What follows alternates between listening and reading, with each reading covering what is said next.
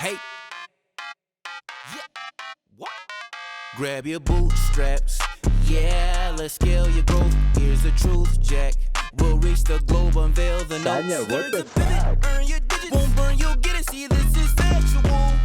Funds will show, learn to flow with Candid Capital. This is a Candid Capital interview. In these episodes, we host industry business professionals involved in the global tech ecosystem to discuss various topics related to tech, global economy, and building sustainable businesses and investments. Welcome to the Candid Capital podcast. Joining me today is Michael Anthony Clement. And Vihangi Mehta. They were on a couple of our previous episodes, and I thought it'd be a great idea for us to all get together and just talk about startups, industry, and whatever else we come up with. So since you guys haven't met each other before, maybe you could just talk a little bit about what you do when we start with you, Michael. Sure thing. Yes. So I essentially work in the Quebec startup ecosystem as the head of Innovation Gatineau, which is a startup accelerator. So we work with startups from, early stage, like pre-idea even, all the way to growth stage, which I would say is like seed. And that's pretty much when we hand it off to our VC friends. Yeah, I'm the managing director for Maple Leaf Angels. We're one of the many angel groups in Ontario. We focus on helping the Canadian ecosystem by investing in pre-seed and seed stage startups. We're sector agnostic, so we'll see startups from a variety of different verticals and industries. And our thesis is just to help the Canadian ecosystem. Cool. So how many companies are in your portfolio right now? Right now, as of today, we have 26 startups in our portfolio, skewed a little bit more towards the growth stage startups and fewer early stage. But that may change soon as we're launching a new program in the next couple of weeks. So when you say growth, you mean like they have revenue? They have revenue, albeit small amounts of revenue, all the way up to several $1 million. So it's a very large stage. The way that we kind of define it is just post-product market fit, something like that, yeah. Okay, and so are you agnostic on the tech, or is there particular areas that you focus on? Yeah, we're agnostic. So we work with startups in a variety of industries and verticals. We have AI, we have agri-tech, we have a lot of SaaS. We could pretty much go through all of them. So yeah, we don't focus on that. We try to be more of like an integrator. So we have access to a wide variety of resources in the startup ecosystem. And if we don't have it in-house, we try to find it elsewhere and we help the startup. So whether that's expertise, capital, coaching, whatever. And so what's your investment portfolio look like? How many companies? Yeah, we have about 97 companies to date. Our inception was around 2007, so we have quite a few years under our belt. Most of our portfolio companies are SaaS and tech companies or leverage tech in some aspect. But again, because we're sector agnostic, we've done like movie production houses. We do a lot in agriculture as well. Very recently, like digital health has been a big one for us. So kind of like similar how you said, we have a lot of partnerships with accelerators, incubators, VCs as well. So we'll kind of work with them to make sure that they can get the funding and the help they need to go from that growth to that scale phase. Do you have any companies out of the Quebec ecosystem in your portfolio? We do. So we actually also have a few funds as well. A lot of the companies from the fund are actually from the Quebec ecosystem. Oh, good to know. Yeah. We should touch base after. Any from Gatineau? I don't know. I wasn't around then, so I don't know where they're located. A lot from Montreal, though. Yeah, that's the core of the startup ecosystem in Quebec. Probably like 80% of major startups are from there. I guess you would know if any of your companies had any Maple Leaf investors. Yeah, I think one of our startups was poking around your organization several months ago, but I don't know if they raised anything. Probably not. Not what was yet. the name? Plantiform? Oh, I think they did pitch, but I don't think we moved forward with them. Yeah, it's possible. That's tough hardware. Well, could you just, for the audience sake, what is that company? Yeah, Plantiform is in the essentially advanced home garden space. So they're developing this hardware that allows you to grow greens, edible greens, in a pretty short time period by using a new fogponics technology instead of hydroponics. So absorption of water is done at a faster level. It's more efficient too. But I always come back to the hardware aspect. What we're noticing, because we don't have a lot of hardware startups, they're among the only ones. They're super hard. Like, yeah, I was just going to say that.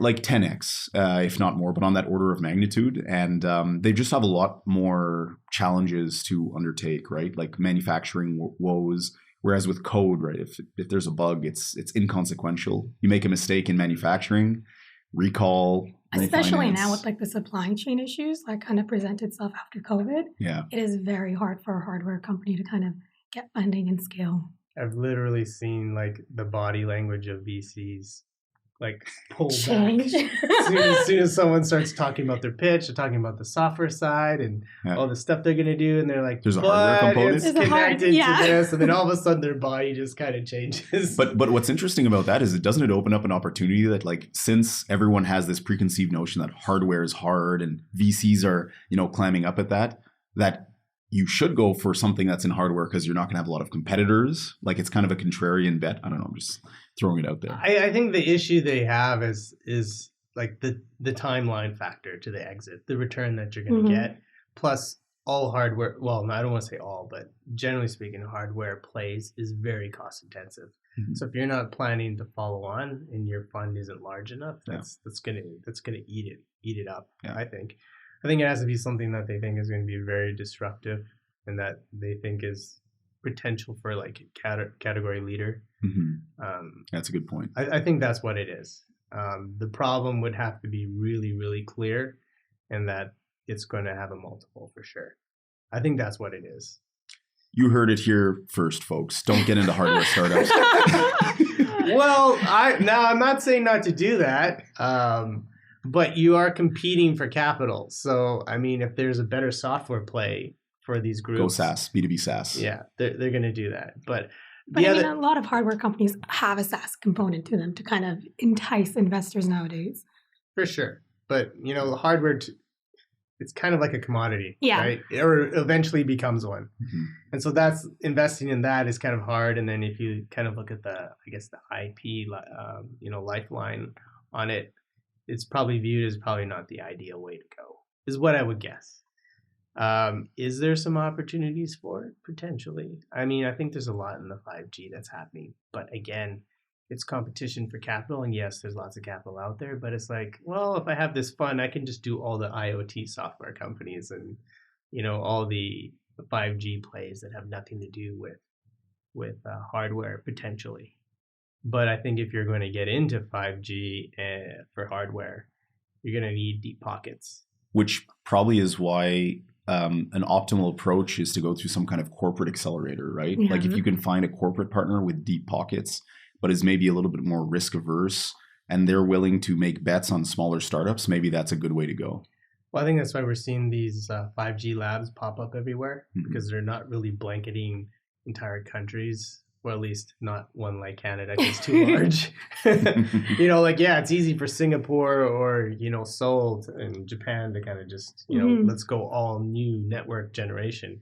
But you'll notice like in the US and Canada, it's all been sort of pop-up 5G labs. And, for Ottawa and the Gatineau region, we got TELUS. Right. We got TELUS putting in their 5G labs. And that's what we're seeing. And they're doing all these incubator projects with IoT and 5G. And it's all part of the ecosystem because it makes it more affordable. Yeah, it makes sense. Makes total sense. We should see more over time, and maybe in other sectors of hardware as well. Like we're saying, like maybe that same model can be applied to, other verticals. Well, Bell's trying to jump into it now. They're trying to figure out their own venture plan. Because, they won't be like TELUS. Just kidding. I don't know if the camera's caught the eye roll. Don't hold that to me.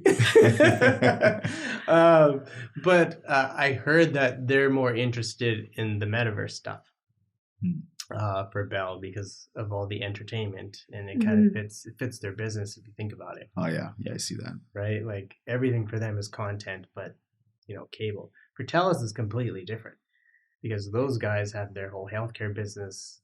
They have the VC sort of business, which is global. And then they have the network stuff. like Bell, the communications and some of the content and whatnot. They have a completely different business. They have some similar ones, more about where I'd say their foundation was, but they've kind of branched out into different areas that they're kind of looking at doing.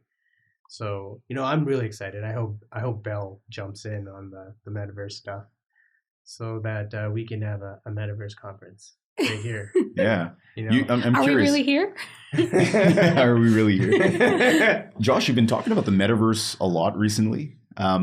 What is it about the Metaverse? Like, what are the opportunities that you see? Some people would say that it's a passing fad. The thing is, I think the word is just the fad. Okay. Because it's so catchy and it's nice, and it fits a lot of, futurist stuff. Make lots of good blogs, lots of content. I mean, it's going to be really good for clicking for me. I can tell you that much. But I mean, really is what it is it's Web 3.0 or Web 3, whichever the term is now. And the Metaverse is just a component of it. Or I would say it's just another word for it. But I just recently bought that Navigating the Metaverse book. I have not read it yet. I was going to bring it, but I figured I shouldn't promote something I don't read or I haven't read yet. That's fair. So I did skim it, and it does seem to break down the different areas and stuff that people want some answers to and thoughts on. But this whole Metaverse concept has so many different components, and of course we already know about the blockchain. I don't think the blockchain is going anywhere. Like, I think that technology is going to be lasting. What it's lasting Is it the to technology or the idea of decentralization that's lasting? Yeah, because I don't know if I agree with that. Yeah. I would say the idea. Yeah. The idea of decentralization, for sure. But I mean, like, I don't think, again, with the crypto, I have mixed feelings on it. And like, this is going to bring some debate here, I think, across the table. Oh, yeah. I'm getting ready. Yeah, I know. He's got his research points. Just like earlier, I was researching energy and then I was getting too deep into it. And I was going to bring up the whole manifesto, just telling you I didn't do fact search before this. Oh, my God. I should have prepared. Well, no, it's just our last podcast. He put me on the spot. He asked like a percentage of like fossil fuel and all that stuff. Yes, he asked for statistics and stuff like that. And so I'm like, today I'm just like, oh man, I wonder if this jerk's going to bring it up. You can't make it easy on him. That's true. Well, of course, because I'm not agreeing with any of this nonsense. But I did just a quick search, and then it just turned into a research project in like 5 minutes. And I was like, no, I can't do this. It was a rabbit hole? Oh yeah, rabbit hole. I even broke down all the resources, all the energy. Then I was going to go by country, and then, oh man, it was getting too complex. So I'm just like, no. What's your abstract? Tell me your abstract for the report. No. We'll wait till I put it for our part 2 episode, okay. And I will come prepared. I'll come prepared to talk about renewable energy. But not this time. For now, it's the Metaverse and blockchain. I just want to talk about something fun and exciting, like that we could all kind of relate to. I would say with crypto, though, I think we have to kind of. The reason I prefer to look at it in terms of blockchain a little bit more is because they're not all the same. It's not all a currency play, And I think the stuff I'm more interested in is the smart contract stuff. The thing I don't like about the smart contract stuff is it's centralized in a decentralized system. They found a way to create centralization. It's almost like it's innate in human beings to create things centralized. So this is when it's built on Ethereum's blockchain, right? Yeah. Which is like a proof of stake type of schema. So yeah, it is less decentralized than, let's say, a pure proof of work play like Bitcoin, for example. But you still have some benefits, albeit I agree. If you want true decentralization, then you got to talk about proof of work. Yeah. Didn't Ethereum start on proof of work and then they kind of transitioned to proof of stake? I think they are transitioning. In the process of, Yeah, I think. And it's supposed to be this summer, though, right? It's soon. It's very soon, if it didn't already happen. But yeah, some people are worried about this because exactly what you said. It is, by its very nature, centralized, or at least the system is gameable. Bitcoin is very hard to game because it takes a tremendous amount of energy to undo or do anything there, right? But that's the whole problem. It takes a lot of energy and scalability becomes an issue. So here's where Mike's going to go on. You saw me take a breath. I was like, oh yes. He's got a huge thing to talk about this. So I will just give you the mic for this while I get us started on some drinks. Okay. Oh, sounds good. Yeah, like it takes a lot of energy, fact. But relative to what? I think that's the question. It takes a lot of energy, but what is it doing? You could argue that it is securing value better than any other method that we've ever devised in history, right? So that's an interesting way of looking at it. The energy is the cost. The benefit, however, in a system, our current fiat monetary system, central bank based, there's a lot of, and this is a perfect time to talk about it because we're feeling it. It actually hurts. Inflation is what you get when you don't protect the value of your money, right? Mm-hmm. Of course, you could always point back to the OG money or store of value, which is gold. But gold has its own physical limitations. Namely, it has mass. Well, so you had recommended that I listen to this episode from this guy who talks about it, and the What Is Money show. Highly recommended. Yeah, and what he brought up, which was interesting, which I think kind of changes the thoughts on the energy cost of mining, is that when you mine gold, it costs energy. When you transport it to different places, it costs energy. So if you're going to play the energy game, you need to factor in all the energy costs to produce your whatever monetary. And like, let's just ask the question, right? And I don't have the answer, but what's the current energy cost of running our current monetary system? Try to price that in, right? There's like printing money, shipping the money around, burning the old money. Yeah. and what are the second, third, fourth order consequences of that money printing, right? It can lead you into downward spirals, negative feedback loops like hyperinflation, which are completely destructive. So you end up losing everything that you worked for. So anyways, it's, I don't want to go too deep into the rabbit hole, but there are some arguments for why that energy cost is actually a feature, not a bug. But this is like the difference, between marketing and then doing a deep dive. It's the same thing with the energy. Nobody's looking at the whole chain of switching to, say, renewables and those each of different renewables. They're only looking at the end. And at the end is, I'm not filling up gas, so I'm not taking oil, so I don't have to feel bad about it. It's not coming out the exhaust. I don't have to see it coming out of the exhaust, so I don't have to feel bad about it. And this is exactly the same type of, I guess, mentality in the marketing is that Bitcoin is an energy problem because they're just fixated on an endpoint and not actually looking at the entire chain with its competing or its rivals for whatever monetary system that we're talking about here. Yeah. And I'll just say one more thing that's really interesting. Arguably, as long as the internet's around, Bitcoin will retain every bit of data on who owns what and how much it's worth till the end of time. And that's hard to compete with, right? When you look at the history of monetary systems, how long has the longest monetary system lasted and how well did it preserve value? When you do a comparative analysis, just tell there's a solar flare and then it's all over. Yeah, exactly. I don't know if you guys heard, you guys are aware of Ledger? Yeah.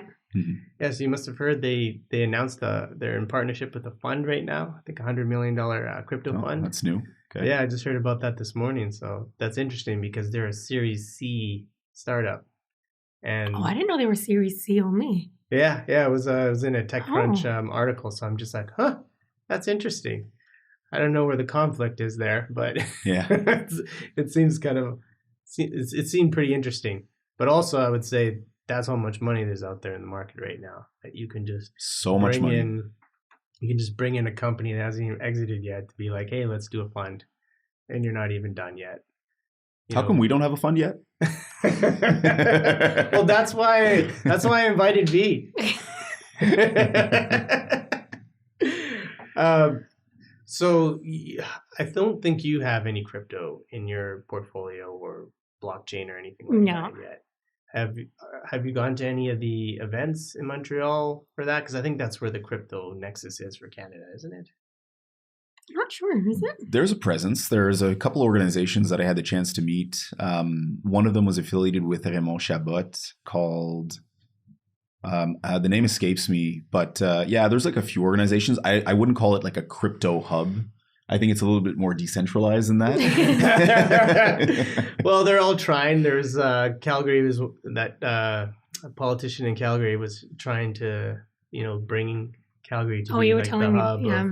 of crypto or something like that. It's on my radar, to be quite frank. Like, I've said at the beginning that we're like sector agnostic, but if there was a direction to go in, I see a really nice opportunity in blockchain. And you had started talking about smart contracts and all this. I think their ability to improve or replace certain vestiges of society right now, government administration, some legal kind of processes that are kind of arcane. I think there's a lot of potential there, but I also think there's a lot of work and like innovation left to be done, I think, to get it up to a level where it's usable by the market. Well, like going back to entrepreneurship, the word innovation is kind of thrown around, and so is disruption. Yeah. And so, I kind of look at it a little bit different. I forget what this VC had said, but he just laid it flat out. He's like, innovation is only one thing and nothing else. And it's basically if you're disruptive. And I would say 95% of the startups out there, I don't have any data to support this. I just want to throw out a high number. Yeah. Should have gone with the 80-20 rule. But no, forget it. We're going to go with 95. Nice multiple of 5 here. Are not disruptive. I think the number is even higher. Oh, Depends on how you define disruption. I'm getting to that. So interesting. So like the thing is, like a lot of these startups, I go to these pitches, I hear them talk about what they're doing and their problems they're solving and all that kind of stuff. And it's all iterative. They're not actually creating anything that is going to break the existing system or move it. It's to support the existing system. It's to support centralization, And so I kind of look on the disruption curve as what element of decentralization is there in it, and how are they going to actually break apart the existing mold of a particular, vertical sector or area. Could you also say that what you just said as disintermediation, right? Like, is disruption, does it include decentralization and disintermediation? That is to say, taking out the middleman, which is what a lot of SaaS softwares did, in the 2000s, 2010s, that made them disruptive. See, that I would put in the iterative category, because again, there's still some big entity at the end that benefits from all this. And yes, you're right. It's more of a consolidation, if anything, in sort of the vertical chain. So everything you're saying right now reminds me of a passage from 0 to 1, which, as you know, I love that book. You must have read that too. Yeah. Peter Thiel talks about 3 modalities of innovation. You're basically crapping on iterative, which is basically derivative. It's like, we'll just improve slightly. We'll change like the button color on this. The 2 others are, radical or disruptive? It's like radical innovation, which I would put Bitcoin in that category. Decentralized, changes the whole way the store of value and monetary system works. And the other one that is not talked about a lot, that I find super fascinating and super underrated, is complex coordination. And that's where you essentially you look at it from a 40,000 foot view, an industry, and you put all the right pieces together and you just reform it. And the example that he gives is Tesla, SpaceX, right? Like, the governments are launching rockets for $1 billion a pop. If we just manufacture the rockets ourselves, they can land on their own, and we can control all these middlemen, we can launch for $10 million, like 100x, improvement. So complex coordination is super capital intensive. It takes a long time, all of these things, but it's a very undervalued modality of innovation. Again, yes, it's innovative, but I don't consider that to be in the disruptive category. All right. I put I it in, agree with that. I wouldn't consider that yeah, disruption. I would put it in the other one because you're just repackaging the same thing in a different way. And yes, the person you're talking about has done a fantastic job of doing that. And you know what? If You don't you're- want to say his name. If you're the first, well, no. If you're the first one to target an industry, the government has a monopoly on it, and you have enough money to keep suing them into the ground in order to give you what you want to be the number one leader in that area, as well as not just monetary resources and contracts, but also the smartest people to help you, then I would say, yeah, that's a creative business strategy for sure. And I admire the execution of such a strategy because it's beautiful. It's very artful when you think about it. But in terms of disruption, no, I don't think it's very disruptive. In terms of the number one electric car out there, well, there was one of the big four basically built one that looks very similar to that, had 10,000 into the market, and I think it was 1998, and they just recalled them because of a government incentive program. So, the idea of a Tesla is not new. Building an electric car company, it's just now the administration has changed. Don't you think it's the execution that counts, though, right? To make a real, like, a business work or a product work, it's like, are people buying it? Are they finding it useful? Does it perform? Is the execution working? How many units has he sold worldwide in the last? I think they're on years? the right track. Oh, I'm sure they are. I'm just saying, like, you wanted to pull out execution. You can't talk about execution if you don't want to talk about metrics. By the way, I am actually a big fan of that company. I'm not shorting it or anything like that. I'm long. I'm not long for sure. I'm not Gates or anything like that. I think it's fantastic and it's great. But I look at these things from a business strategy standpoint, and the strategy that he's come up with, I think, has absolutely nothing to do with cars. It's like if you're playing the game of power, you need control of the energy mix. And if you make the whole world shift onto an energy mix that you'll have the monopoly on, then that increases your power and control when you're playing that game. So whether he's, the benevolent dictator or not, it's getting conspiratorial. No, it's not intended to be that way, but you got to look at what it takes to make a battery and who built the only battery scale operations globally before there's even demand for it. It's brilliant. And we're talking about demand long out. And he's been able to get investors to accept that. He has 3 mega plants for making batteries. Nobody is going to be able to build their own batteries. They're all going to have to get their batteries from him. And they'll have scale economies, and they'll have like the learning economies ahead of everyone. It's brilliant. That's basically, he's trying to become ExxonMobil. That's exactly what it is. And it's working. It seems to be working. Yeah. He just hasn't completely integrated, because basically what he's doing is building a conglomerate. People stopped doing that because when globalization happened, it turns out it's much cheaper not to do that. And so because he's able to use sort of the startup mentality, no profit, just keep getting money, get investors to believe in you and keep sinking money in, he's able to do this without really any, I would say, consequences to monetary decisions. And so he's able to build out this infrastructure, to build this conglomerate. But he hasn't gone, he hasn't gone upstream in the chain. When he starts doing mining, then they're starting. You didn't hear that? He's talked about it because of supply issues, but it was purchased. He did supply contracts to own it first, not the mining itself. Well, anyways, they're one step away, right? They just have to buy a quarry. The only reason I don't think he's doing the mining himself is probably antitrust. No, Get slapped on the hand. No, there's ways to escape that right now because it's not being viewed as it's being viewed as he's a car company competing against other car companies, and there are other car companies, and there are other. It's not a car company. Yeah, and it's looking like he's competing in the energy market in different energies, so it's not being looked at as he's cornering the battery market. But the reason I think he's not doing it is because there's so much negativity and so many problems when you get into mining. So many problems. Mm-hmm.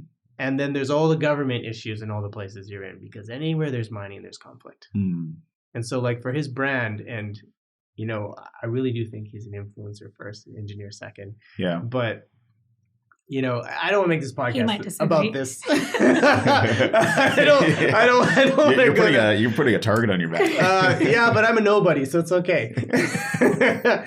But like I said, it's a brilliant strategy. Yeah, but it's not innovation. So I think that was the main that was where the tangent started. And I'm curious. You said it's not innovation too. I still hold that there's some value in doing that, and you'll end up with something unique. But I'd be curious to hear from you, V, on what you find to be disruptive innovation.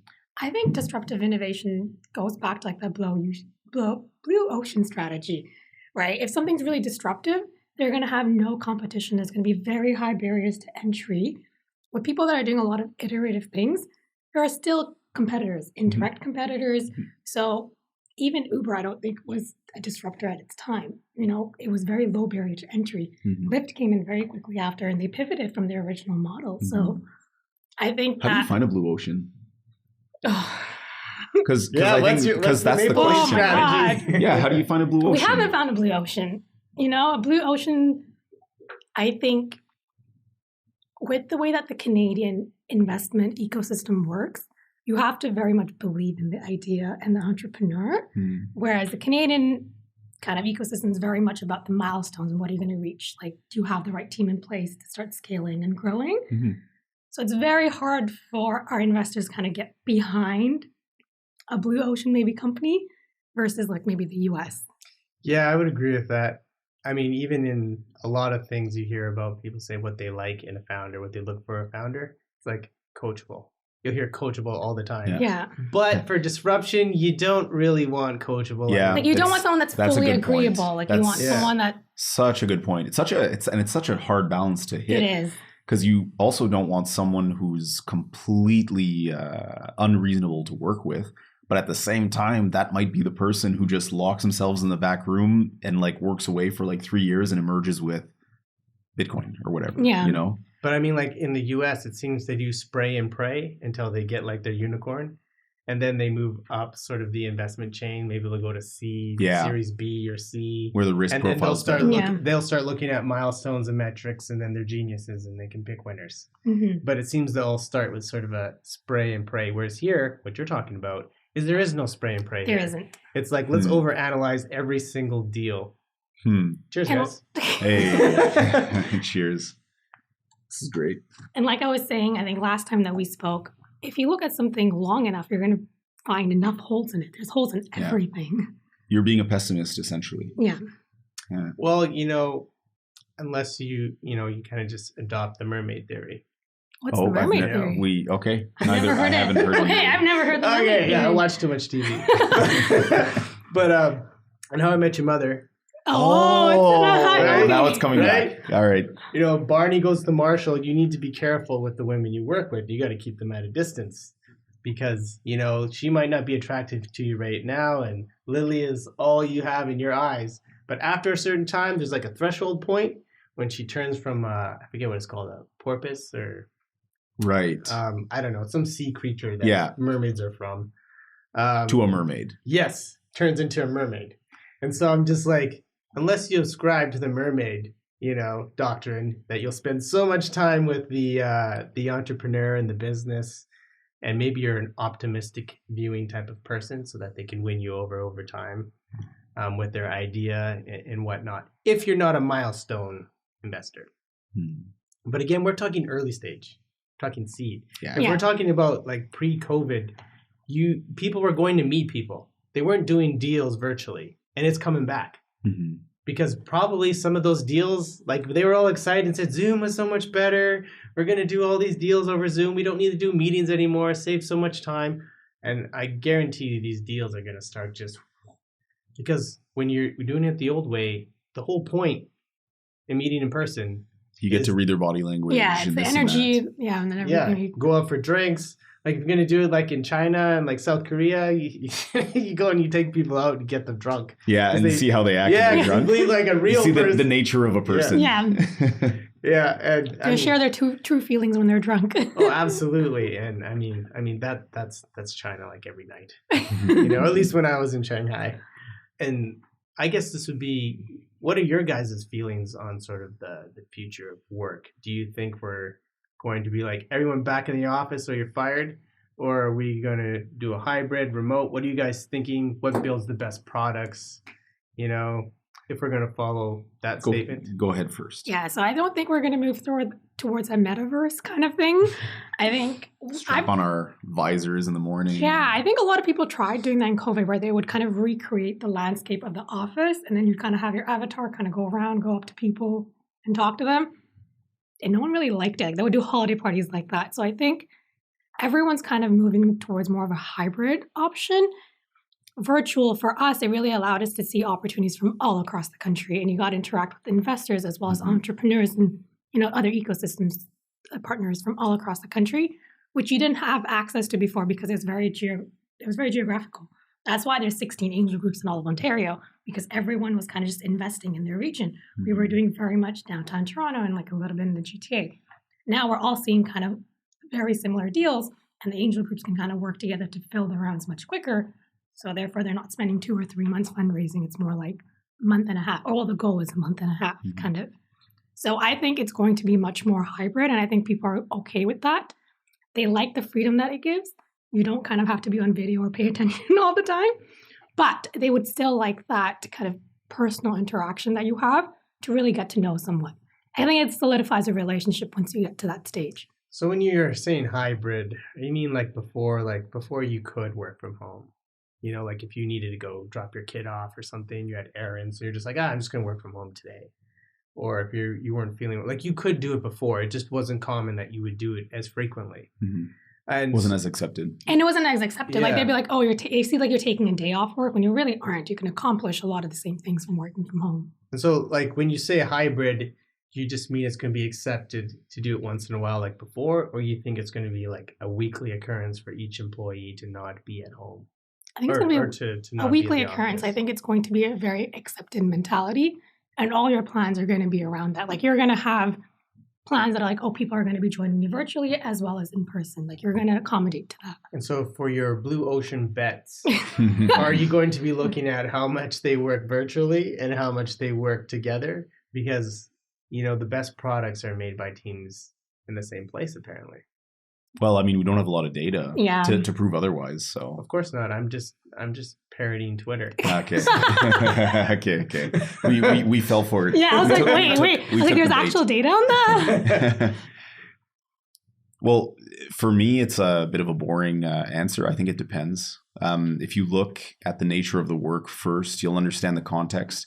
If you're in a hard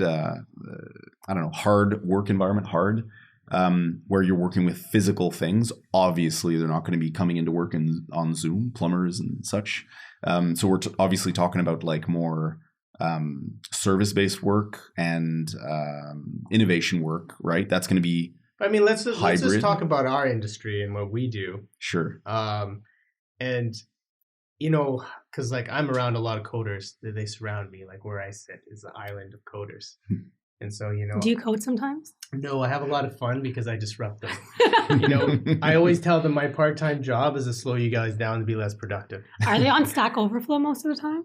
I have no idea. Okay. Apparently they are. But all I know is that I hear all this typing and then I feel like I got to interject something, you know, just to slow them down a little bit, you know, and ask them something about pop culture and social. You know, make them feel awkward about conversation with Make them sweat a bit. Now you're going after the coders. Elon Musk, then the coders? My God, man.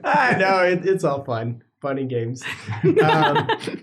But there's some people think, okay, you're just coding, you could just do that from home. But the thing is that I see how they're operating and how they're working together in the office, and I just don't think it's the same. We even brought over a team from Turkey that came for 2 weeks because they had just got onboarded to the team 2 years ago and never been together. Mm-hmm. And they looked like they were so productive. And even the team from Turkey was just like, we got so much done.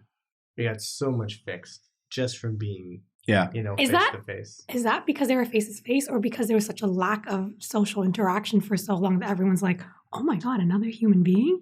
I think there's a mix. Like, I just think the way you communicate and interact in person is different, and nothing's going to be, like part of what I like is people usually ducking me. And so, as you know, I help manage a portfolio. So before COVID, it was so much better. I can send an email and I just show up to your office. And so like he's the reason people don't get work done. So yeah, maybe a little bit. Or just I'll work with the work I want. But I just found it so much better. I hate email. I hate it so much. Yeah. Like it takes so much time because I got to craft it. I got to put it all together. I can't be casual until the first one goes out, and then afterwards you can do it. I have a solution for you.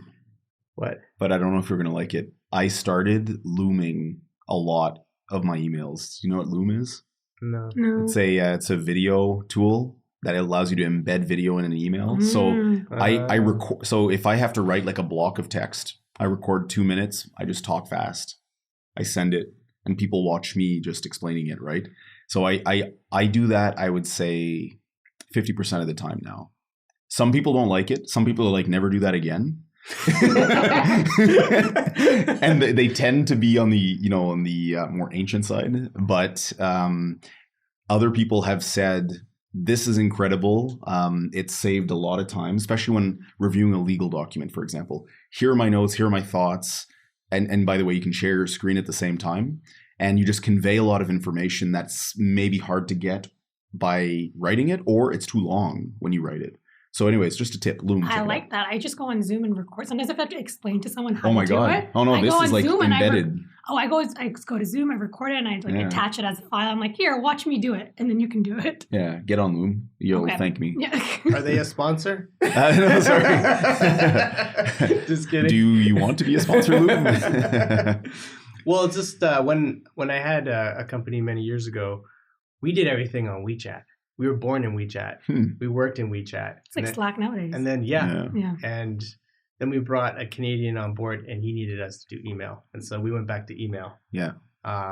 For it because it just couldn't do it. And I also noticed that working in Canada as well, the entrenchment of email is so strong that you can't even get good uptake on Slack, Teams, whatever you want to use. I know. I've tried. I've tried to get everyone on Slack, and everyone will sign up for it, but no one will use it. And I'm like, you have specific channels, and they'll just post in the general channel. I'm like, no, there's a different channel for this. I have a tip. And then everyone just stops. Tip for you guys. Start with like a small group of people, like a team that have like interests or whatever, the same age group.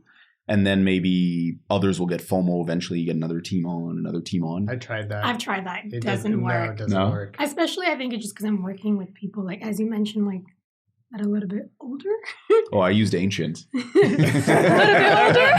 I know, I don't want to use the same word. Just a little bit older. Yeah, I mean, all the developers, I have them all on teams. I all got them in team groups. Yeah, developers, it's their native they got Slack. 3-4 different chats that they're all working through. Those guys are great. I use Hangouts because we don't use Slack, so we'll just use Hangouts to talk to everyone. I see. Because we still have to use email to talk to everyone. We're like, well, Hangouts is right there. Let me just use that. Integrated. Yeah, we use, we have Teams, and it is, because we're all Microsoft 365 anyways, if everyone did use Teams, the stuff we could do would be so much better. But no. And I understand why, because some people, they want to create a buffer of the communication time to answer and respond and access. And it gives them time in sort of their workflow to create that space. Yeah, especially if they're time boxing. Well, the thing is, if you're you both know, you're both directors of your organizations. So how many people have asks or constantly poking you for stuff, right? And so this is how these guys manage that and slow it down by creating the communication channel distance. At least this is how I find the certain groups operate. You brought up, I hope you don't mind, but you brought up China earlier and WeChat. And I have a question for you guys, but China is innovating on a number of fronts, and some of those are starting to appear in the Western world. TikTok, it's taking the world by storm. As V rolls her eyes. But I want to know, do you guys think that China will become a significant player in the tech ecosystem of the world? Will they export their their startups more and more, their capital, their control of companies, for example? I will let you go first because I'm an analyst and this could be like a really long rant. No, you can go first. I need some time to think about this answer. So you go first. I would say my answer would have been yes before COVID. My answer now has changed a little bit. I'm unsure because, how they've tackled the pandemic has been different. We have many developers who are from China. They get different information. And their description and their beliefs and how they view the country is a little bit different. I think they're going to be a player. I think they're going to be a significant player. But I think we're going to end up with multiverses. A multipolar world. Yes. Right. And I don't think it's going to be two. A lot of people are saying it's going to be two. It's going to be China and their allies, loosely allies. Right. It's going to be more fragmented than that. Because I can't view Russia wanting to be part of the China meta, we'll say techverse or digitalverse, whatever. They're going to want their own too. There's no way they're going to give another superpower complete control of give away their sovereignty. But the way some economists are positioning it is there's going to be two. There's going to be the West and China and France. I don't think it's going to be like that. But I do think that there will be multiple ones. Probably just like if you look at it in terms of we're in a multi-superpower universe now, whereas before it was like 2, then 1, and now we got like 5. And so I think it's going to be like that. And it's all going to come down to data policies, which is why I follow data policies and how those data policies and privacy policies function in relation to the US. Because I think that you'll be able to correlate it with that. I can be completely wrong, of course. I'm just saying this is how I'm viewing it. The whole thing is there has been a very large systematic attack on that economy by the number one economy, arguably. And it's not just going after steel or Huawei or whatever. It's going after everything because they view it as a threat. Yeah, it's the classic Thucydides trap, right? Yeah. Rising power that threatens the current superpower always prompts war.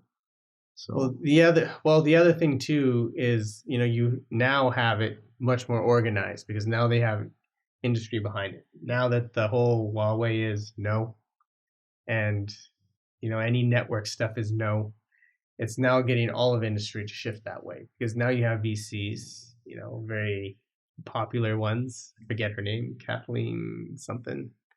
She's from the ARK Fund. Oh, ARK Invest. Yeah. Kathy Wood. Yeah. She claims that China's economy has already collapsed, that it's already fallen out from underneath them. I think that's just an exaggeration. Well, I've seen arguments that maybe it hasn't happened yet, but it's a ticking time bomb just based on some macroeconomic and macro demographic trends, their demographic pyramid, just the overpopulation and the resources that are available. I think there's a good argument for both. And I do agree that their population situation is a problem. It's a problem everywhere. Yeah, Japan. And the thing is, every time we export our Western ways to developing nations that are making people, they're going to have the same problem. Like that's what happens. Yeah. When you make people wealthy, they have fewer kids. Yeah. And not just when you make them wealthy, you make the ability for them to be independent younger and faster, so they don't need their families anymore. And they don't rely on partners for help. They can all do it themselves. And when you do that, you change from a collectivist culture to an individualistic culture, which is what the West is. Oh. And so when that happens, that's when population starts to slide. That's when it starts to fall off. And you can follow. There is literal data on this. And so, yes, you can celebrate. Yes, we got women into the workforce. Now we got 50% more GDP, which is great. But now over time, you're going to have like more than 50% less people. So, I mean, there's trade-offs. Yeah, it's interesting. And these trade-offs are especially if you're not going to promote sort of unity values while individualistic values are growing. Like if you're not trying to fight it. So that means the end of the Communist Party, ultimately. if there's more, if we slide towards individualism, I mean, why have a central authority that's calling the shots economically, politically? They're going to struggle because, I mean, they have a quasi sort of authoritarian capitalism is what they're probably best described as. And so you saw them struggle with like the Me Too movement and everything as well. To a point, but the thing is, they can turn that off. Yeah, they turn it all off. They can't turn it off. That's what the social scoring system is for. I think I missed something about the Me Too movement in China. You're saying? Yeah, it was kind of like one of the biggest movements that took hold, and like the government, it kind of got really big, and the government could put it under control very quickly. Yeah, there was a tennis player that came out that was sexually harassed by a government official, and then she disappeared for a while, came back, and then she's like, it was a fake tweet. And so they were going over. She got Jack Mod. Oh, by the way, I don't know if this is all factual. This is all hearsay. Right. So, don't quote me on it. But there was like this thing that just to kind of get the word out and awareness out, they would kind of, like hold paper upside down with the word so the algorithm couldn't read it and take the post down. Interesting. And so it just got hard, and they would do it through memes and things like that. So it just got harder and harder to kind of control the awareness out spreading outside of China to the Western culture and everything. I think this proves that like humans just want to be free. But I think if anybody can figure out how to make that a non-thing, it'll be China. I was just going to say that. Because North Korea has done it the old way. They've done it through fear and brutality and ultimatums and things, and keeping intelligence low. Whereas China's taking a more sophisticated approach, technology driven. Well, yeah, because I mean, North Korea came out of like the 1984 era, right out of World War II, and they were using all sort of like I would say the Nazi communist playbook. And the thing is in the world we live now, that doesn't work. Now you have to be more sophisticated. Yeah. And the thing is, the other thing that's really great, and it's what we do in the West, which is very different, is we change people's minds with influence with this data. We don't have to control you. We just have to influence you. That's the difference what we're doing here now. On our side, it's not seen, it's not felt, it's not touched. And, and I just view this because I look at my niece. And, I spent a lot of time taking care of her when she was young. And I looked at all the shows she was watching on Netflix. And then all the issues she has now, and I'm just like, yeah, man. they pretty much like, how are these children's shows? Like they're just not, and they create a lot of this sort of influence, social influence. And you can look at it Instagram. Look at all the problems. Propaganda. Let's call it what it is. No, but even if you look at ads, targeted ads, the videos they choose for you to decide, you can, like if you look up one thing, then you're going to get that all the time. And I'm not saying anyone is choosing to manipulate your mind directly. I'm saying they can, and they can do it innovasively. Yeah, I feel like this is like why Web3 and everything is gaining popularity. Yeah. Oh, that's a really good point. Yeah. Because the other thing is, if you look at like China has that social credit scoring system, right? Yeah. You have that you have massive surveillance infrastructure everywhere. And then you can turn the internet off and you have a firewall around it. Like, are people going to go back to paper? And like, they don't even teach handwriting anymore here. So, I mean, like, I'm just saying, are they going to go back to paper to meet together in community? And the thing is, in China, they don't have the, like the American Constitution. I think one of the fundamental pillars is your right to congregate. Right to assembly, kind of. Right to assembly, Right to assembly. I think it's number 5 or something like that. I can't remember. When I was there, I knew it. Because the thing is, I was Canadian and I knew it. So all the Americans would always ask me all the time. Yeah. And they didn't know. They didn't know the answer. I can't even remember them all. But the right to own a gun is not one of them. No. The 5 pillars is not, it's not the right to own a gun. By the way, if you're ever in DC, go to the News Museum. Best museum there. So cool. So many interesting things there. We'll have to check it out. Yeah, I know. It's a random plug, but, I just thought it was like, because like every weekend I was there, we would go to some museum. I even went to Smithsonian, went at the last hour. Nothing came alive, man. It's bullshit. I mean, with China, I mean, there's the innovation question. They're saying they don't innovate. I think they do innovate. I just think their innovation is focused on iteration. not disruption. Copying, that's another argument of Peter Thiel's that I think is less and less relevant in my opinion. But yeah, he said like they're copying the West. And yet we're seeing some things that are pretty novel coming out of there. Well, that's why I'm calling it iteration, because they are copying. But if you understand their culture and things are different, they're solving problems for China. They're not solving problems for the West. And so when we view it, we're like, this doesn't make any sense, or we would never do this. But their dynamics are different. Their problems they're solving is different. It's like, with a lot of the international business that I'm involved in and trying to take tech companies, bring their technology to other places. Listen, I'm a globalist. But a lot of times I'm kind of like, how arrogant are you from Canada to like bring your technology here and say, this is going to solve your problem? Right. When they don't, they're just like, yes. You don't know the realities. There's the argument that, you don't know what your problem is. And this is very true in a lot of B2B enterprise. A lot of times they don't know their own problems until you show it to them, you teach them about it. And then they're like, oh man, I can save all this money and that. But if you don't understand the culture, if you don't understand the way that business functions there, and then you're bringing this solution, it's like, no, this is not Canada. Like they have their different problems. It's like even there's so many case studies of failure of international business for this very reason, because you think you can show up with your country's version of the product, the exact same thing, just I'm going to change the language and give it to you, and it's going to solve your problem. So what you're saying is that there's going to be a plurality of products in different geographies and systems, estates, and there's going to be the version for Singapore. There's going to be a version for China. There's going to be a version for. There's going to be a certain level of localization. I mean, come on. For example, KFC in China is awesome. Yeah, I was just going to say like the McDonald's example across the world. Yeah, I haven't tried. Like KFC is disgusting here. I don't even know why human beings eat that here. It's so gross. Yeah, I agree. Sorry, KFC. Oh. How many times have we trashed a brand on this?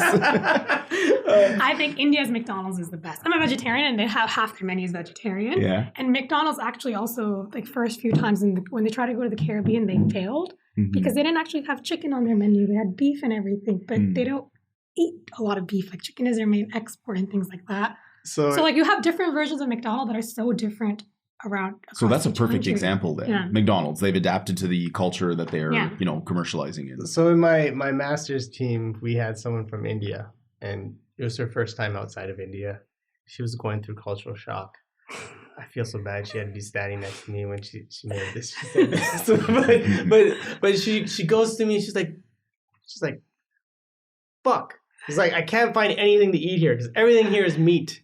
Everything here is just animal protein. And she's like, man, what's wrong with your country? You don't even have the right McDonald's here. Like, it's like she didn't even know that her McDonald's is not the original McDonald's. Yeah. And I'm just like, you do realize that the original McDonald's, that is exactly what you're eating, except for on the metric system. Like it's called a quarter pounder and cheese. That's really the only difference. Like all it is like the metric size.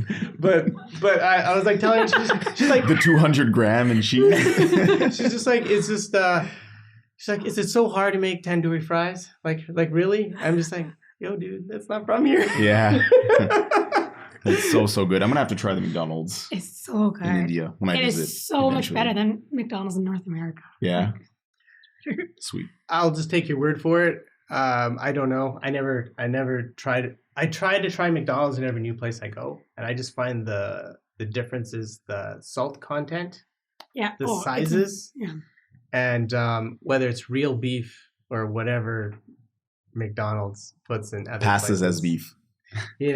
Well, there was a time when they had that lawsuit, right? When 100% Beef was the name of the company. Right. 100% real Canadian beef, or no, was it 100% AAA beef or something like that? So I don't really follow beef. What is this? No, this was the name of the company. Okay. The beef wasn't 100% beef. They just named the company that. It was beef and wood chips.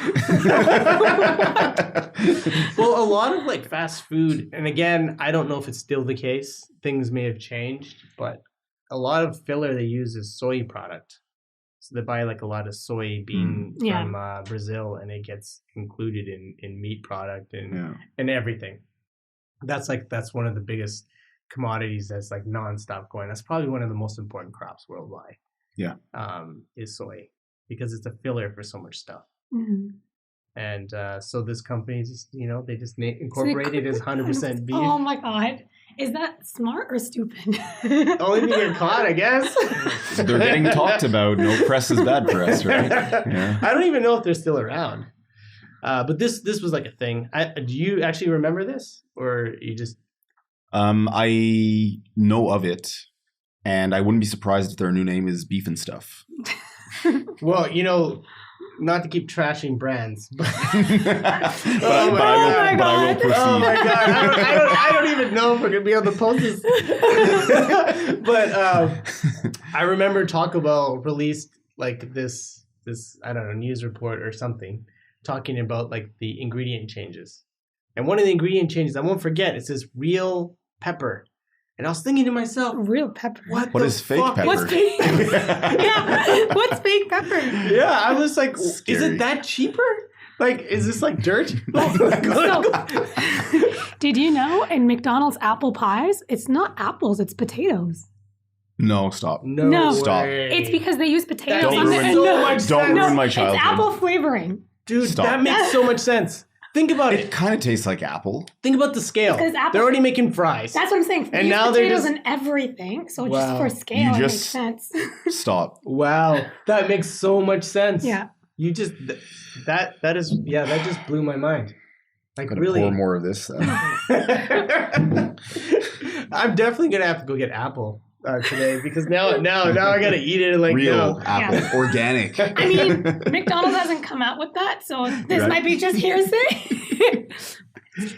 No, but the texture would be the same. It would. It would be the same. And if you read the ingredients, it says apple flavoring. It doesn't really say apple in the ingredients. Fun fact. In French, potatoes are pommes de terre, which means apples Apple. of the ground. Yeah. Are you cry laughing? Yeah, and then I got like sunscreen in my eyes, and now I'm actually crying. Oh man, that's crazy. But like on this like whole food thing, I hate this fake food movement. I'm just saying. What do you mean? Like the plant-based stuff. As a vegetarian, I completely disagree with that. Yeah. I let that stand. Listen, I get it, but I would rather eat the real deal than But what about the environment? I mean, there's an argument there. I know that's a trigger for him. I know that's a trigger. Look at the vein in his forehead. Listen, let's take the environment out of it. Let's just talk about health. All right? No, let's just take the environment out of it. Because the thing is, we could actually argue that if you're doing monocrops, then okay, that's not good for the environment. But I mean, that's what almond. but milk you is and don't. stuff. But I don't buy that. It's really bad for the environment. Like, Oh, super really bad. They have to like import water in California to make almonds. like almond. California's lacking water. Yeah, that's the whole point. Dude, that's where like they have like huge swaths of almond crops there. That's like one of their big crops there, Okay. and they Yeah. have no natural like water reservoir. Okay. All right. But listen, we could go on, the environment tangent for sure. Artificial meats. But I just believe that all this plant-based food thing is going to do is get people comfortable to eat lab-grown meat. Right. I think that's where they're moving towards, Yeah. right? Is For sure. it so bad? Here, Genetically, there's no difference, right? Theoretically. theoretically, sure. Listen, at the end of the day, if you can make me a AAA Alberta beef steak, yes, that's a plug. That's a legit one, right? Like there's no better Out of it. beef coming from Canada than from Alberta. And Wait. the AAA Ontario beef, they can go eat it because I mean, like, Oh yeah, you did say Canada, but remember that Wagyu steak that we had? oh yeah, we went to this restaurant called Harmon's, and I will mention it here because it was phenomenal. Oh, So you're not trashing this. it's friend? the reason not to give up meat. Yeah, like Ottawa in general is not a place I'd recommend people eat steak unless they go to this place. Mm. They go to this place. Harmon's on Elgin. We were there with a buddy of ours, and he cried. He cried eating the meat because it was What? so delicious. He teared. He's like, cried I have like never you right tasted now. Like something. me right now. Yeah. Exactly. It was And it's just like he beautiful. was there. He put that wagyu in, and then it came down. We're just like, what's going on here, man? You okay? I feel They're you, doing the bro. work of God. And it's just like I mean, you wouldn't enjoy it because it's a pure like meat eating frenzy type place. But it's not like it's like a lot of meat. It's just high quality, tasty meat, good cuts. Yeah. Made and prepared very well. And let's bring this back to startups, right? So if there were a startup that successfully could grow meat in a lab, meat in a like a production facility, not coming from an animal, Wagyu, what is that, $1 trillion market? Okay, so here's the thing, right? Right now there's a scale issue. That's where we're at right now. The last time I looked it up, and I could be off, is like $10,000 for a meatball. But that was Moore's law. But you know, that was years ago. Moore's law. So it might have changed. But here's a controversial question I want to ask, or the fun question. Okay. So if we all become a society that it's okay with eating lab-grown meat, there's no death, there's no conscience, there's no life, can you eat it then? Or does it meat is meat? Well, that's actually what I was going to ask her as well. I don't know. Like if it's not actually from an animal, then it's okay. Yeah. It is okay. If it's just grown in there, then you can eat it, right? Yeah. If it's not from an animal, then yeah. Right. So it's an ethical issue then, right? Ethical and religion. That's one. Right. Okay. Yeah. So here's my question. So if we grow like human meat, would you eat that? I did not say that. Not expect it. No. That's the curveball. So is that what you wrote in your notes? No, I didn't. That just came up organically. How much testing would need to be done to validate the taste of that? That's my question. I think it's going to taste like pork, man. Yeah, that's what I heard. I think it's going to taste like pork. Where did you hear this from? Like, do you know cannibals? No, I can't answer your question, but it's not weird. It was on YouTube or something. Come on, you never bit someone on the playground? Not enough to go into the not that deep. Flesh. Yeah. It's like, hey, why do you taste like bacon? Oh man, yeah, no, I heard that too somewhere. But is it surprising? No, I think it's because apparently, like, we have similarities to that creature. Because you can grow organs with it. Right. There's some sort of similarity between them and us in some sort of way. I'm not saying they're like chimps, you know, it's a little bit different. But there's some sort of similarity that has given sort of this thought to it. But there are actual living cannibals out there. Yeah. In places. Sure. And we can't discriminate against them. Absolutely not. They're people too. What if you identify as one? Oh, man. but you know, like, jokes aside. Can I get a name tag that says cannibal at the bottom? But like, jokes aside, you won't get the mad cow disease so long as you're not eating brain stem and spinal cord. So apparently, again, I'm not a scientist or a doctor or like any of those things, but just on YouTube. So in terms of lab grown meat, that's not a factor. So yeah, I'm saying the ethical consideration is gone. It's just meat. So if someone puts some, like, I don't know, some applesauce on there and then just threw it in a McDonald's, like apple pie, you know, would you eat it? Well, if it's not real meat, then yeah. Cool. Yeah. Good answer. Because, like, why not, right? There's no more limitations according to your criteria for why you're not eating meat right now, so. Yeah. Well, no, it doesn't even matter about your religion. It was just in general. No. It's all about you. But I feel like if companies start to do that, it's not for our generation. It would be for the future generation. Eventually, I'll get to a point where people would have never eaten real meat, so they don't know what it tastes like. I've never had meat. So, like, when you guys talk So when you guys talk about it, I'm like, I don't have anything to We're going to Herman's after, right? I was going to suggest that, but you don't eat meat. So well, I mean, okay. I'm not starting today. I don't have my gut would not have the enzymes to process that anymore. It'd be been what the hell is a this? long time. We should grab something after. Yeah, no, we should go out for dinner afterwards for sure. We will. So there's this. Are you guys familiar with Margaret Atwood? Yeah. No. Is that Brave New World or no? What am I thinking of? No. You're almost there. So that's a Canadian author, and she writes dystopian books. Okay. And which one? She wrote the prelude for the Handsmaid. Wait, 1984. Yes. Wait, no. Right. The Manhattan or shit. What's the name of it?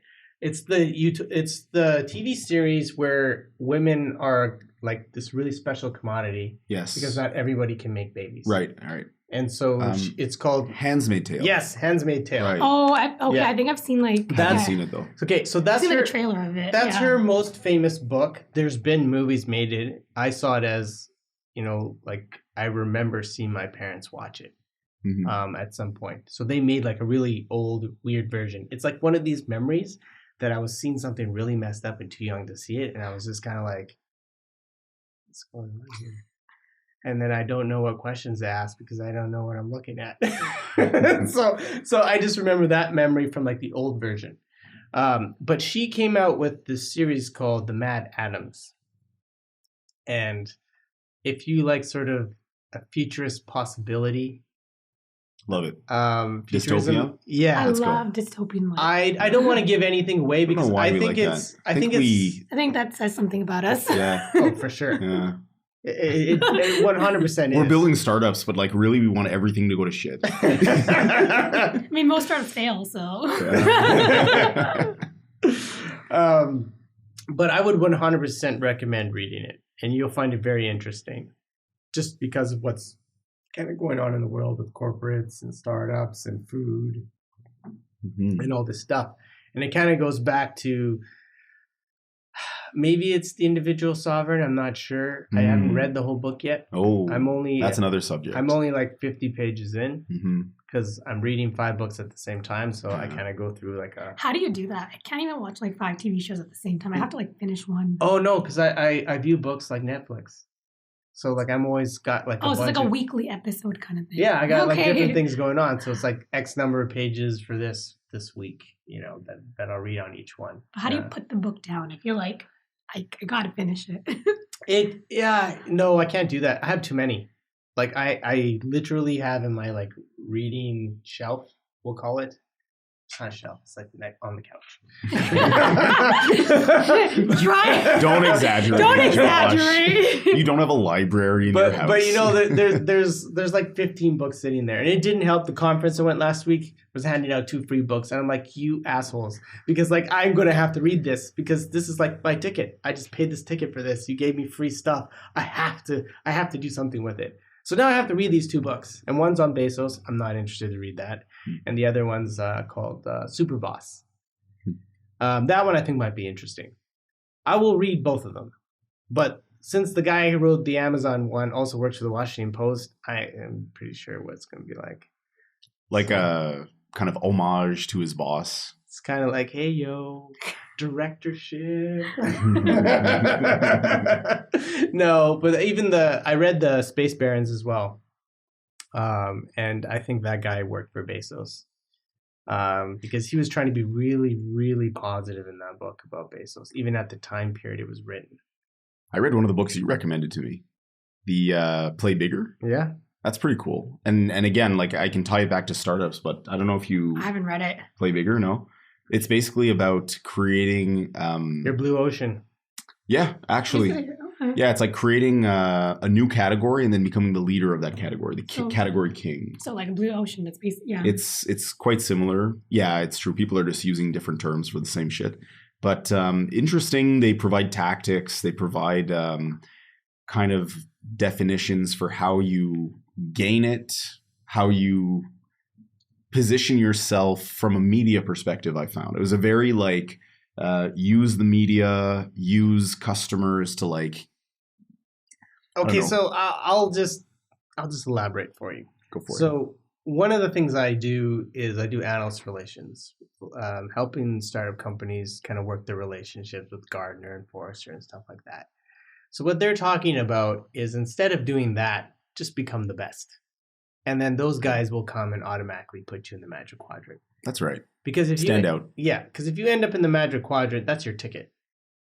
But part of being the best, though, is also being able to communicate it properly. So they talk about like, I guess Twitter did this, or like, I think a good example they use is Salesforce back in the day, right? That's a great example. It's a great example, right? So they were founded in a time where software, CRM software, was like not cloud-based. So it's like you install it on a local computer. Oh, a change has to be made. Let's send the technicians in. Shift to cloud. Now you can make updates over the web or whatever. And then they systematically and very purposefully position themselves as like this new category of thing, cloud-based CRM. Salesforce is the king of cloud-based CRMs. And they pushed it in the right circles. They did some stunts. And then the public and their customers and the media and the analysts were all like, they are the kings of cloud-based CRM, and it became a self-fulfilling prophecy. I think that's what it's about. It's about creating a self-fulfilling prophecy by saying the right things to the right people and obviously walking the talk. I think that's important as well. So you heard it here. Manifestation works in startups. Well, how I would put it is, like for a lot of startups, they don't want to do analyst relations. And they don't want to do it from what I see fundamentally 2 reasons. One is the cost is high. It requires not just upfront costs in terms of like money, but time. It requires a lot of time. And the second reason that they don't want to do it is kind of being in a startup is you're kind of a rebel. Even though you're making iterative products, most likely. 95% of the time. 95% of the time. To be clear.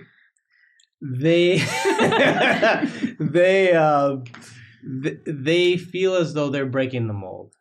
You know, they're the rebel. They're coming in. They're changing things. And by doing analyst relations, you're not a rebel. You're trying to placate to the system. Hmm. And so, yes, I'm kind of describing it in, I suppose, a negative way, but that's how I feel they view it. They might not say it that way, but I think that's how they view it.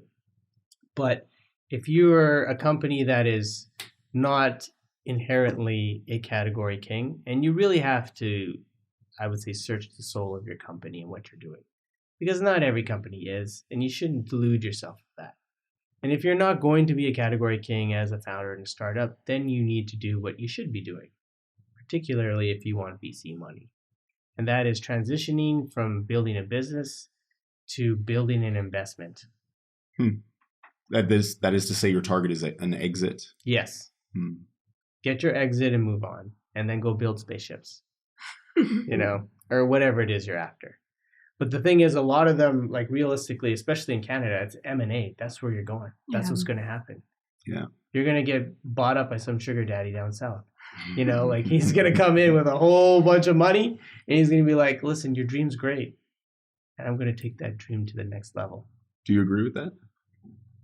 I think M&A, I think it's one of the questions that angels on our side will constantly ask, like, what is your exit? Like, when do you think it's going to happen? And what is it going to look like? Are you going to be bought up by an incumbent? And name a few that you think will buy you out, and for what reason. They'll ask that at a pre-seed stage, where it's still the time horizon's 5 to 7 years down the line, and your business is not going to look the same next year. But you got to look at the Canadian dream, right? Like the Canadian dream is like, own a house. Middle class. Right?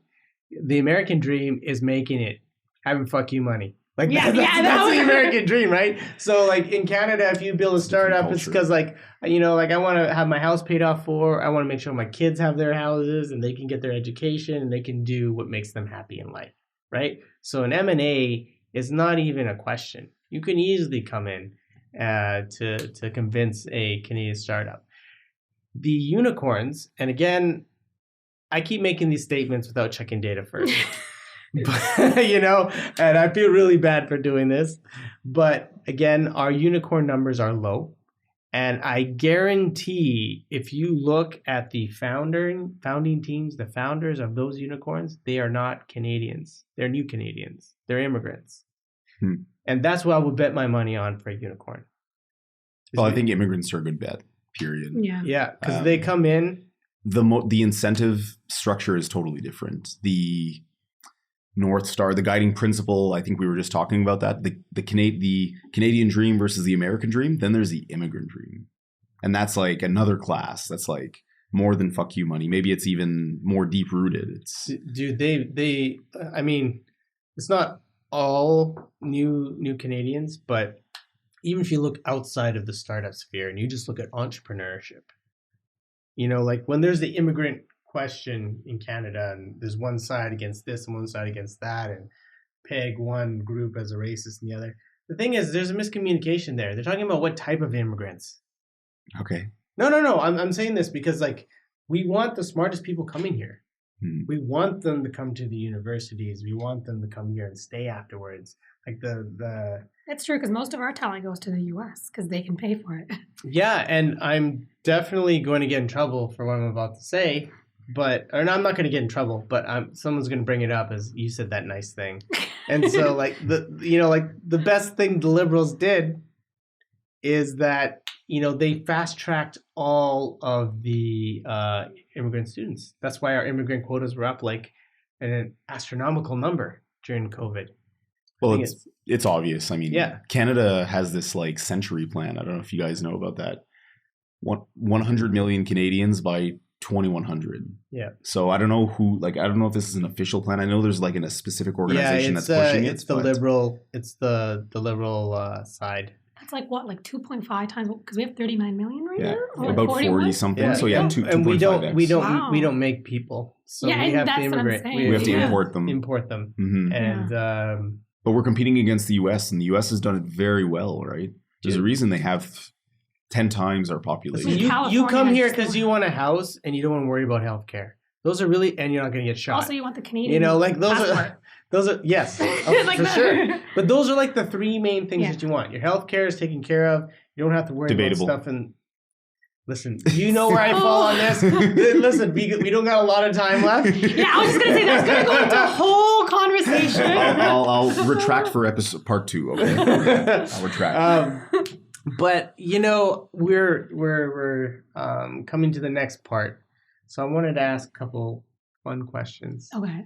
or at least one, and this might take up the remainder of our time. But name your favorite conspiracy theory Oh my god. or Jeez. conspiracy. Favorite conspiracy. So I'll throw a couple out in case you don't have any in mind. We'll jog our memory, and So I'll throw a couple it'll out. Inspire us. If you decide to choose that one, you can. White people are aliens. Sorry, go on. White people. Yes, there's. Sorry, I'll let you go first and I'll Okay, explain okay. it. I've never heard this You've one. already picked that one. Okay. So one is flat Earth. Okay. Okay. Oh The god. moon landing didn't happen. Oh, okay. Yeah. That's a good Lizard people. one. Okay, that's a big one. I've heard about that one. The next one is Pizzagate. What is that? Pizzagate. What is that again? I heard of it so many times. Really quick? I know I really shouldn't find this so funny, but it just basically somebody on the internet convinced somebody that this pizza chain was holding young children hostage for molestation. And this guy guy went in and raided it with a gun to free the children. Oh, yeah, Got yeah, into yeah. a lot of trouble for Right. it. It was a QAnon conspiracy. Which chain? I don't know. Trying to get him to name a brand. This is where you draw the line? And here's the other one. Birds aren't real; they're just surveillance. Yeah, okay. So I've seen dead birds on the ground. Listen, they could be organic surveillance. You don't know. Right. They've 3D printed it. They were grown in a lab. But then we're all just biological robots, which is a fact. Then the question is, who's our master, right? I'll take either the moon landing or flat Earth. Okay, so before you describe yours, you got to do yours because you just shouted that out instantly. So there's this theory that every other race other than white people, they're somehow related. Like their features or like the shape of their eyes and nose and their skin color, all of it makes sense. Like evolution makes sense for them, except white people. I so wish I invited a white person for this podcast. Yeah, this I'm half white, so does that count? You'll be the white voice here, okay? Yes, okay. Half white voice. Hey, Yeah. half and half, we get one. So Yeah. there we go. Yeah, so it's like white people were basically brought to us by aliens to kind of test, like, can they really take over? Because they're the only ones that like their features just like blue eyes, like that doesn't come from anything. Like recessive, like that doesn't make sense. That's not true. Okay. There's blue I eyes mean, in every culture. Yeah, there are. They are. Okay, There that are. is true, but that's what the conspiracy Okay, theory is. it's a conspiracy theory. There's no facts here. Right. Sorry, I'm getting a little too rational. We're not going into the biological sense, but that's a conspiracy theory that white people are not real. Everyone else makes sense except white people. They were brought here from a different alien world. Okay. Okay, My mom's so a robot. well, it's just like or an alien. Yeah, okay, so this, all right, okay. You can go. It's interesting. Like, I haven't heard that one before, and I'm surprised by it a little bit. So, but between the moon landing and flat Earth, I think I'm going to go with the moon landing because I think it's harder to disprove the moon landing than flat Earth. Or is it because you have a social media following, and if they know that you think they're as flat, it's over? I don't. I really don't believe the Earth is flat. I feel like I've experienced this. But have you been up there? Have you been to orbit? No, but like that's what I mean. If you believe the moon landing, I mean, someone had to go up there. I'm sorry. I'm calling you guys out. You're the engineers. Okay. So I'm just kidding. Did you see that documentary where the documentary on flat earthers, and then the flat earthers themselves do an experiment where they disprove themselves, and the last line is like, "Oh, I loved watching it. It was YouTube brilliance. Like the people who believe the Earth is flat is the best. Like the details they go into. Oh, the rabbit holes. Oh, the fictions that they create. It's pretty easy to disprove it. That's why I don't want to really focus on this one. But the moon landing, the thing about that, and I believe, for the record, I think the moon landing was real.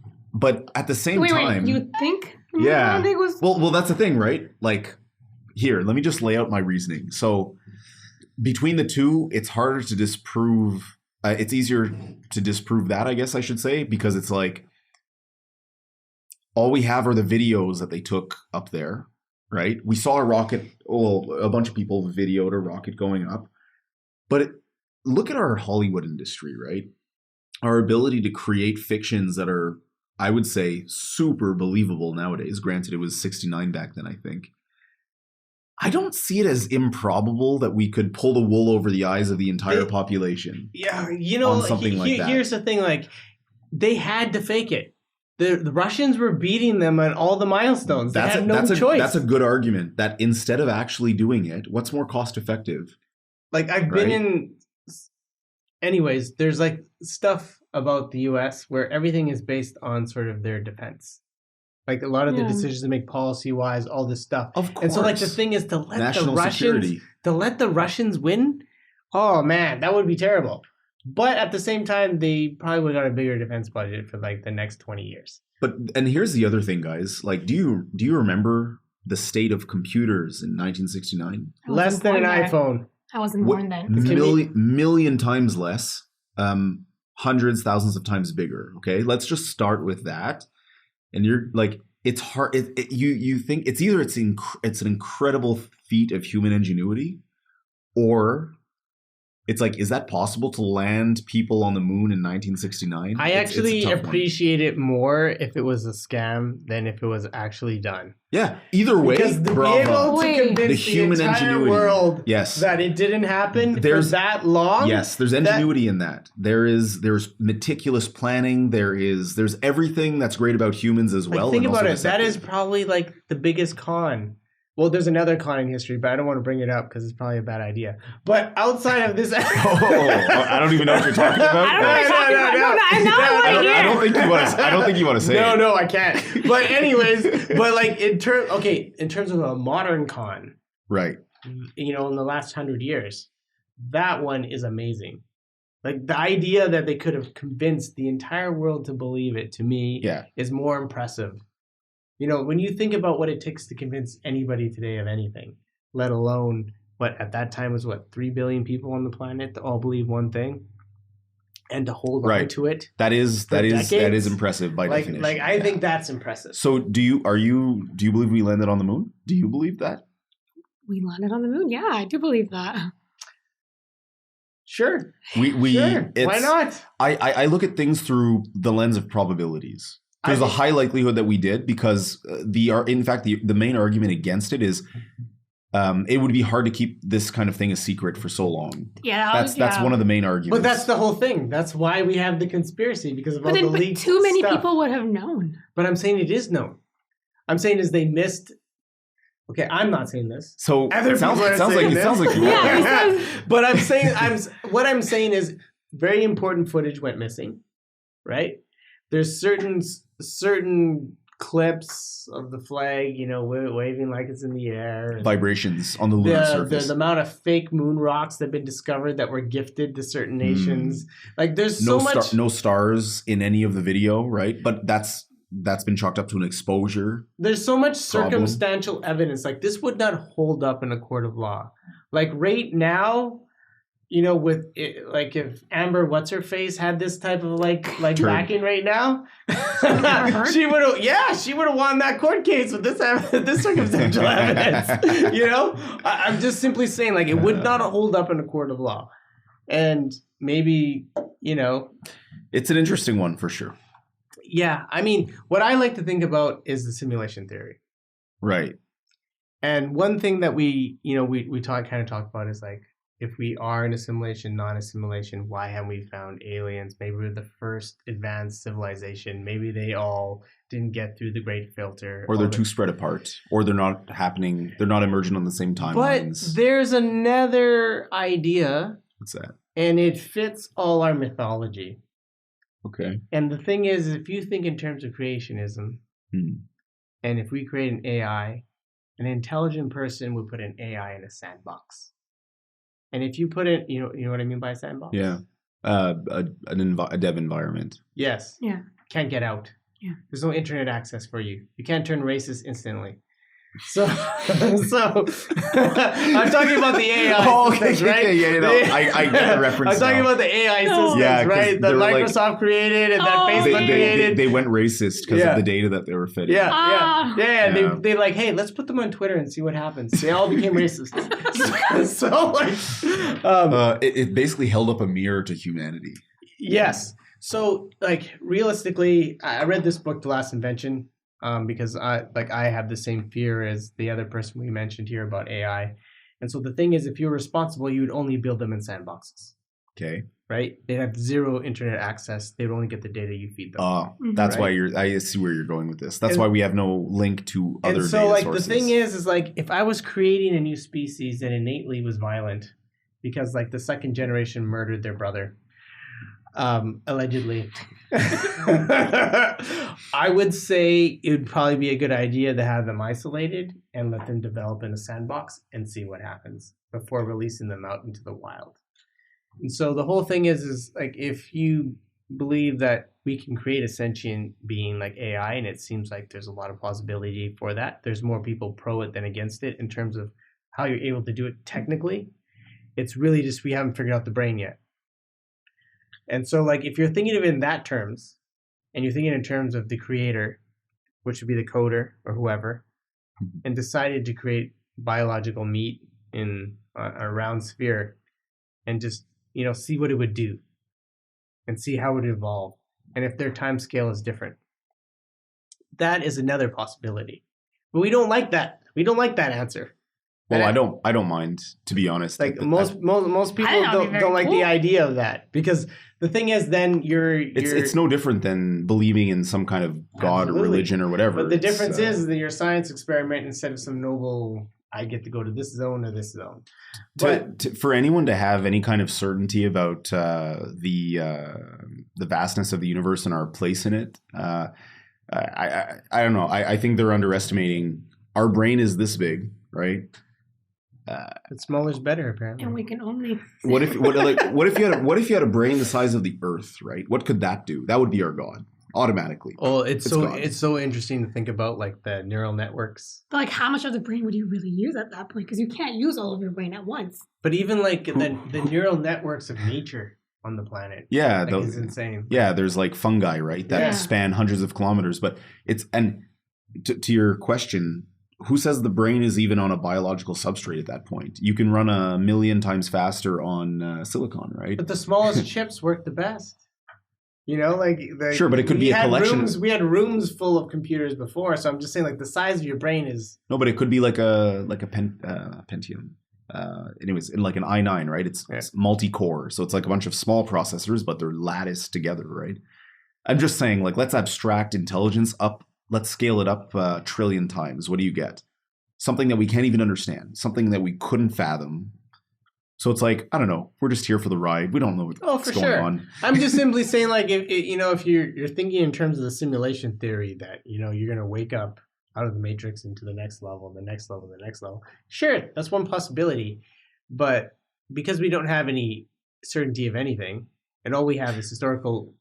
I just thought of something. Yeah. Sorry. I'm talking about scaling it up a trillion times, but we have an example of what happens when you scale intelligence up 7 billion times or 8 billion. Humanity. Like everything that humanity produces, like let's say this microphone, for example. You don't know how to make this microphone. It was made by people in another country using a process that you don't know. Hey, Mike, you don't know what I know. Okay? I'm just like, you don't know what he does at home. Okay? He could be making a lot of things. You could be, but I doubt it. And it's just to say that like so much confidence. The marvels of humanity are even beyond any individual. So we are a collective superintelligence that's beyond any individual. I think that's all I wanted to say. No, and like all I was simply saying is like for the simulation theory and giving into AI. I'm going to dream about this now, right? Like I'm going to dream of that in simulation. I really hope so because I made someone really sad by telling them about this. I've never heard that theory, so like that's all I'm thinking about. Yeah, so I just wanted to, like, the thing is I've told both of you, every time I come up with an idea, I wait too long to tell anybody or write it down, and then it comes out. So in case it hasn't come out yet or I haven't found it yet, I just want to put it out there because like I think I've told both of you I was coming up with this sort of whole investment model map and all this stuff. Then you read a book. And that's already done. And then I read a book. He already did it. He just had better words. And I'm like, this sucks that I have to endorse this book because it's, whatever. Not here. But anyways. Not again. Not again. I think I've like talked too much shit about a lot of brands on here. And that really wasn't my intent. But, I don't know. It comes out, I guess. I blame Mike. It's not his fault. I bring out the best in you.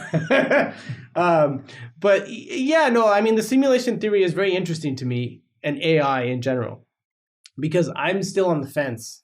Like I'm not technical enough to know if it can be created or not, but I kind of feel like, why couldn't it? It's inevitable. Like I don't see like the arguments I see, like the technical arguments they claim as to why we can't is because of some knowledge we don't currently have.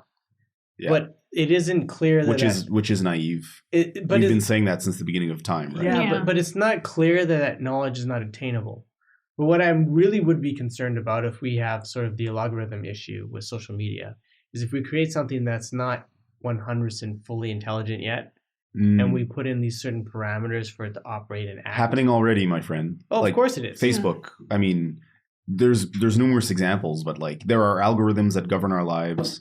I use Google Maps to get here. I just follow it. It says turn left. It's like, that's not the fastest route, but it's like, oh, maybe it knows that there's an accident on this. Yeah. And I just accept that it will guide me to my destination in the fastest possible time.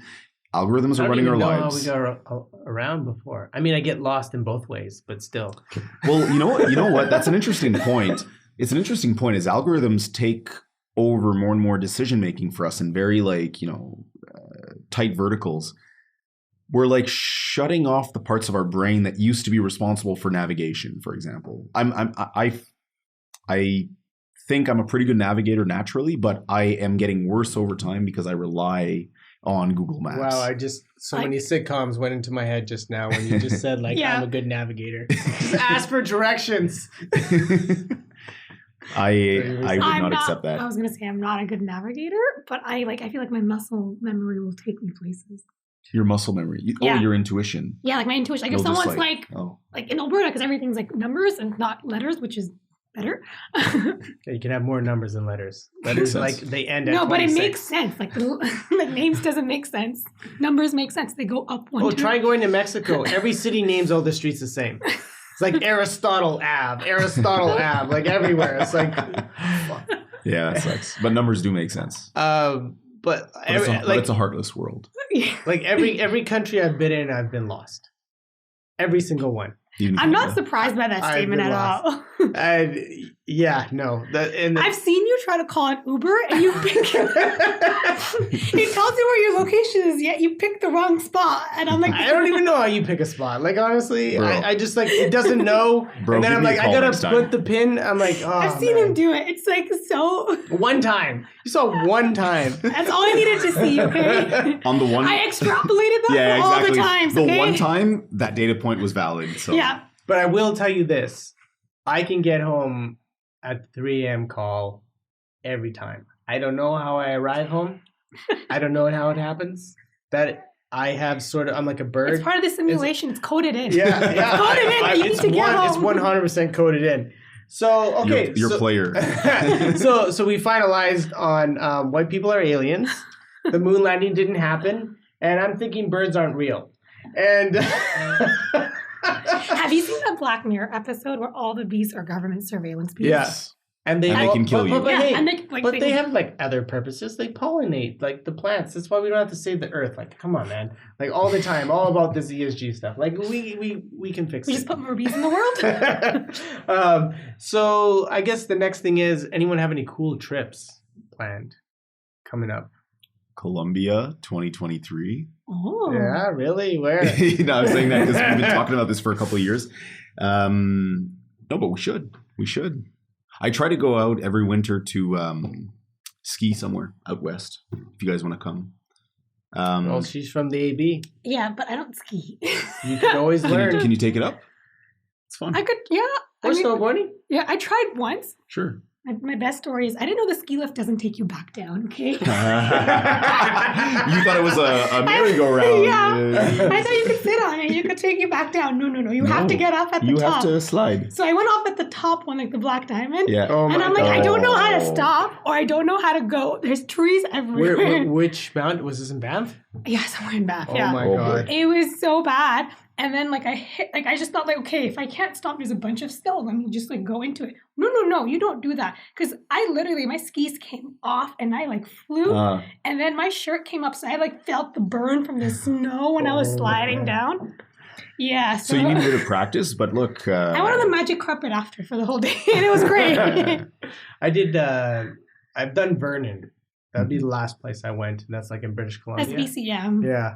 And, one of my friends did one of your moves, except for he was a very good skier, he thought. He got a free helicopter ride out of it. They charged that in the Caribbean. So I mean, Yeah, my friends went camping and they got stuck because a storm was coming in and they got a free helicopter ride. And they took him and they just took them over the cliff. They just have to hold on. No way. Yeah. But after his situation, we the next day we did tubing. And it was so much fun. Tubing? Yeah. Like in the water? No, you do a rubber tube going down the mountain, and they have lanes. They do tubing in the mountains? I've never seen that. And then they have the hail bays and whatever. And so we're after a while, what we were trying to do is stuff you're not supposed to do, but we had 3 rings, and we were trying to use the heaviest weight person to go forward and sort of spin you around because we want to try to flip me because I'm the lightest.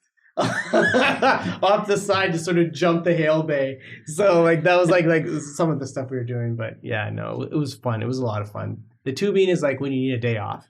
If you go for 4 or 5 days, there your feet are killing you from skiing, and I don't know. I unsuccessfully snowboard, so I don't know if your feet have the stamina for the whole week. Apparently, of skiing. snowboarding is hard. It's easier to learn, but harder to master than skiing.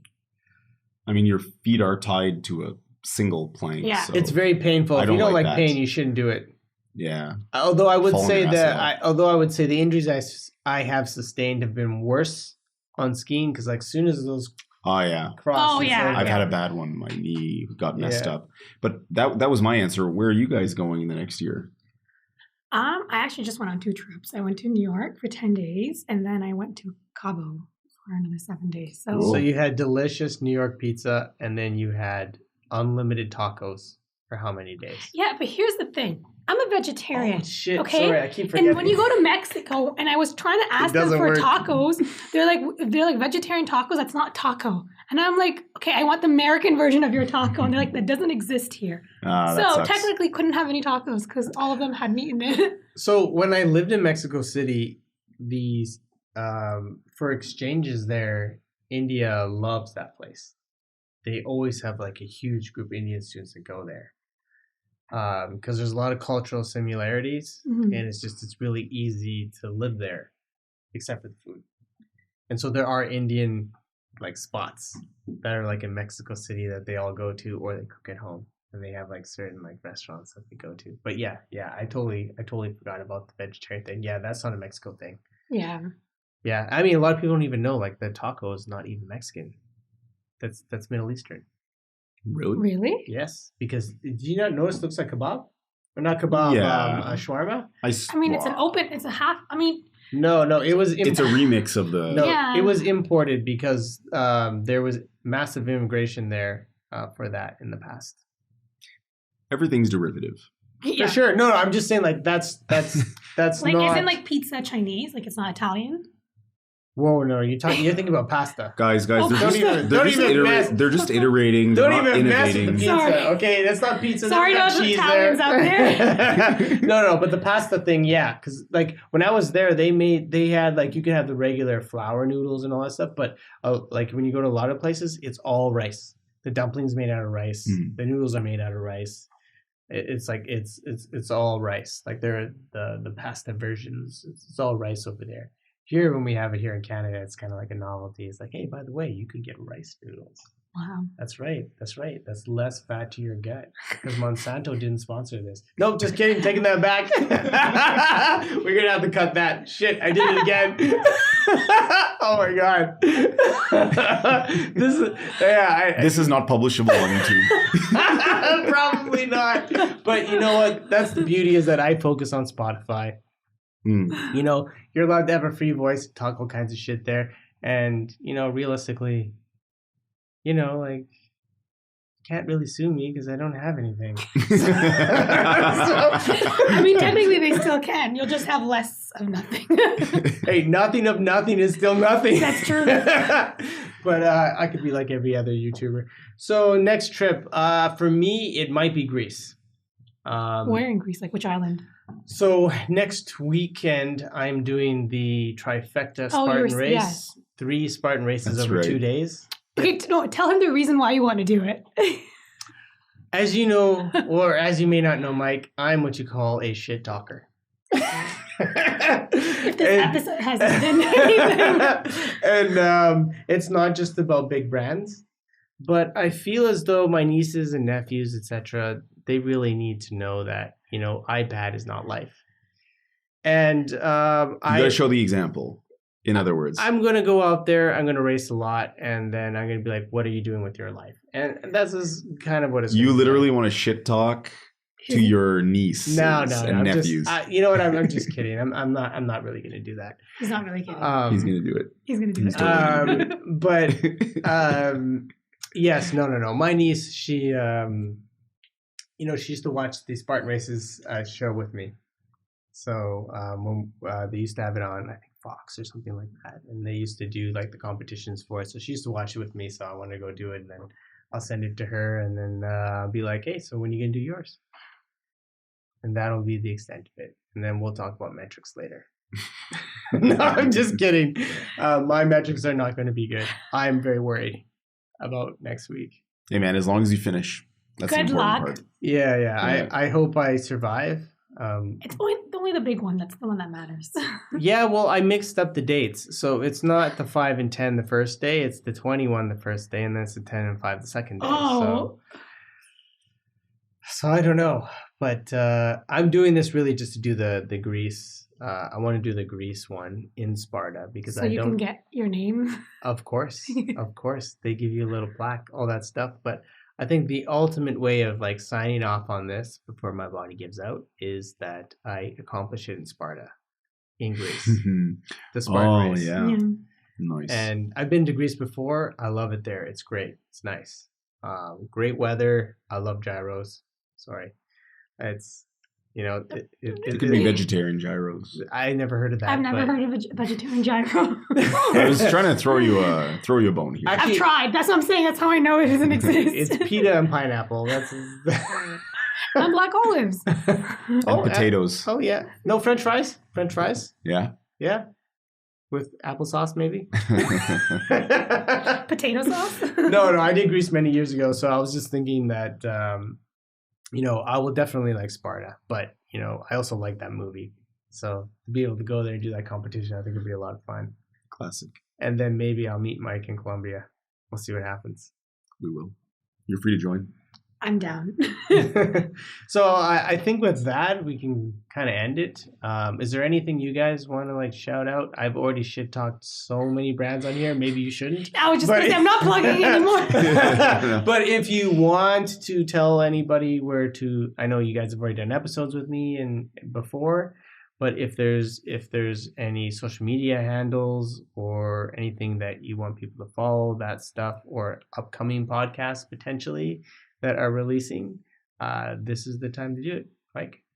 Yeah, I mean, didn't really prepare, but on our Startup Talks podcast, which is Innovation Gatineau's podcast, we've got 3 episodes that are in the pipeline that are coming down. So one of them, the next one is going to be with really great entrepreneur and mover and shaker in the NFT space, which is, I know you find that funny. But No, I don't find it funny because I totally forgot. You did hear Salesforce is creating a ecosystem to is that so? Yes, for B2B businesses to be able to exchange NFTs easier. See, there's something there, but obviously what we just experienced is a bubble, but that's okay. I see it on the long term. So is it a bubble if Salesforce does it? We just talked about them in Play Bigger. Yes. And he still runs the company. The fact that people were transacting $2 million monkey photos, probably a bubble. But anyways, watch the episode with Bianca Lessard, which is coming soon, because she explains exactly what the true value in NFTs are, and it's especially related to artists. Sorry, who is Bianca? Bianca is the founder of the 0x Society in Montreal, which is the first NFT art gallery in Canada. So really highly recommend. Cool. Go there. The walls are full of NFT art that were made by their community, and they also promote it and also teach future artists how to make NFTs, and there's a whole culture around it that I'm learning still. So that's one episode. I've got a couple more episodes. One of them is with Pablo Srugo of Mistral Ventures, so VC. So really interesting talk we had, and there's another one after that. But that's what's coming up. Also, we've got a TikTok channel called... You have a TikTok channel? We do. Dude, he's all about China. Didn't you hear him an hour ago? That is also very true. Whereas me and Josh were like, no China, and you were like, all China. Well, I'm surprised you guys got that.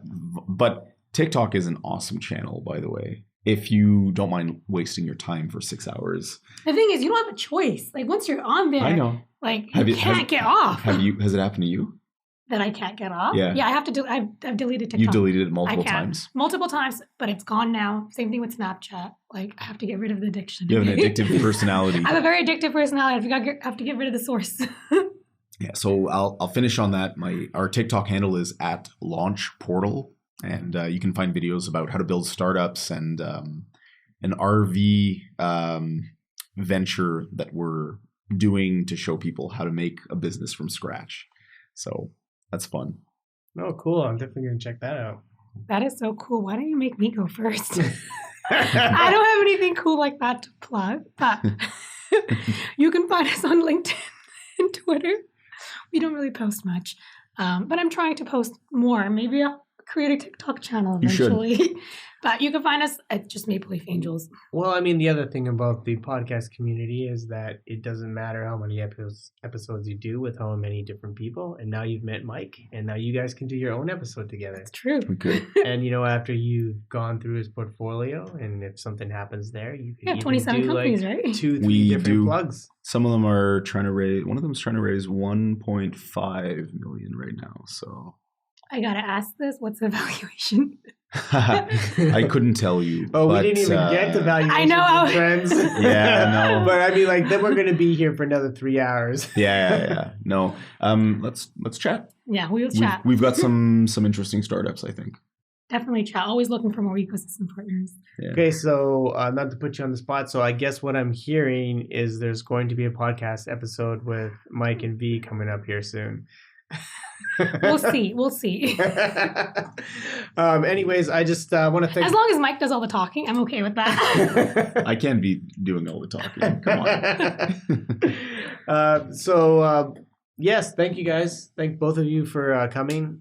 For those listening, you've listened to me interview each of them individually. I think the group situation was pretty awesome. You know, Pizzagate and not. Brand bashing. I'm kind of I'm like glad that I didn't know what that was before today, and I wish I continued to not know what that was. Well, listen, there's a whole HBO documentary on QAnon, and they go through all their conspiracy theories. So if you just want to laugh at what people think were real, that is definitely a documentary to watch. Here's the thing. I'll think about it too much and I'll start believing some of it. Yes, no, but it was great to have you both on. We will definitely have more episodes together, I'm sure. So many events coming up. I don't know if you guys are going to be at Collision. I'll be at Collision. Yeah, I'll be at Collision. One of my people will be there. Yeah. Okay, it's like one that, of his people. It's like that. It's like that. Okay, I get it. You got moon landings fake. I get it.